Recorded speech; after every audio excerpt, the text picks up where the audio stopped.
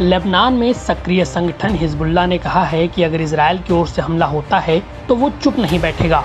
Israel को हमले का पूरी ताकत से जवाब दिया जाएगा। यरूशलेम पोस्ट ने हिजबुल्लाह नेता हसन नसरल्लाह का एक वीडियो शेयर किया है। वीडियो शनिवार यानी 22 जून की रात को हिजबुल्लाह की ओर से जारी हुआ। इस वीडियो में नसरल्लाह ने इजराइल के साथ युद्ध की संभावना पर बात की है। इजराइल की गाजा में कार्रवाई पर भड़कते हुए हसन ने कहा कि अगर इजराइल ने हमला किया तो फिर उसका जवाब दिया जाएगा।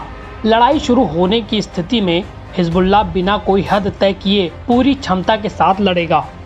नसरल्लाह ने साफ तौर पर कहा कि अगर लेबनान पर एक समावेशी युद्ध थोप दिया जाता है तो संगठन बिना किसी रोक टोक के लड़ेगा। हाल ही में इस तरह की रिपोर्ट सामने आई थी जिसमें कहा गया कि इजरायली सेना हिजबुल्लाह को निशाना बनाने के लिए लेबनान पर हमला कर सकती है। इन रिपोर्ट्स के बीच हसन नसरल्लाह ने बयान जारी कर इजराइल को सीधी चुनौती दे दी है। इजराइल की सेना और हिजबुल्लाह में बीते 8 महीने से रुक रुक कर गोलीबारी और रॉकेट हमले जारी हैं, लेकिन अब इस संघर्ष के बढ़ने का अंदेशा जताया जा रहा है। इजराइल के पास दुनिया की सबसे मजबूत सेनाओं में से एक है, तो हिजबुल्लाह भी एक ऐसा संगठन है जिसे दुनिया के सबसे घातक हथियारों से लैस नॉन स्टेट एक्टर के तौर पर पहचाना जाता है। हिजबुल्लाह के पास खतरनाक हथियारों का जखीरा होने की रिपोर्ट से इजराइल ही नहीं उसका सहयोगी अमेरिका भी सशंकित है।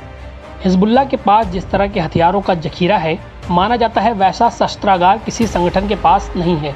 हथियारों के मामले में उसे ईरान से खास तौर पर मदद मिली है। ऐसे में हिजबुल्लाह के हथियार से इजराइल के लिए खतरे को कम करके नहीं आंका जा सकता।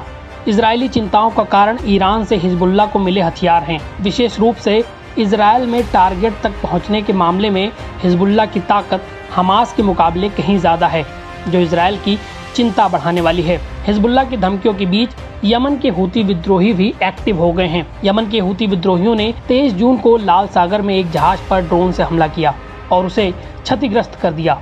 हूती विद्रोहियों की ओर से लाल सागर में किया गया यह सबसे लेटेस्ट हमला है। ये हमला ऐसे समय में किया गया है जब अमेरिका ने लाल सागर में 8 महीने तक तैनात रहने के बाद अपने युद्धपोत USS ड्वाइट डी आइजनहावर को वापस बुला लिया है।